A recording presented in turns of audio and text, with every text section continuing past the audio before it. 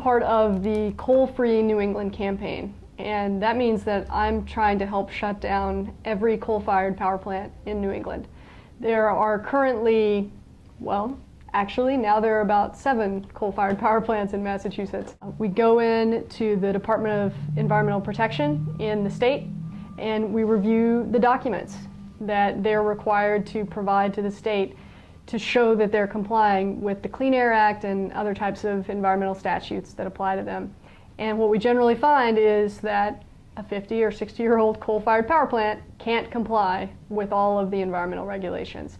So we've been using violations that they've had over the past 5 years to take them into court, to show people who are living near those plants that coal companies can't be trusted, that they are causing health and environmental damage, and that they need to be held accountable. We have actually shut down one power plant in southeastern Massachusetts, Somerset Station.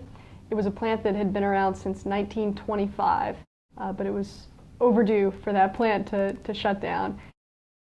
Secured a shutdown date for Salem Harbor Station up in Salem, Massachusetts, and we're getting close with Mount Tom. And start talking about trying to shut down the coal-fired power plant is, will our lights go off? And because we've been involved working with the regional system operator for several years, we can talk to them about exactly what the implications are of switching off that coal-fired power plant. Another question that often comes up when we talk about shutting down a coal-fired power plant is, well, what about the people who work there? And we do care about the economy and we care about jobs.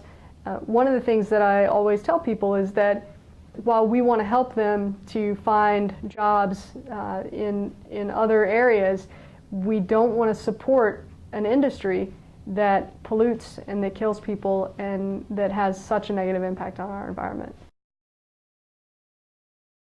What I would love to see as a result of my work is the shutdown of every single coal-fired power plant in New England.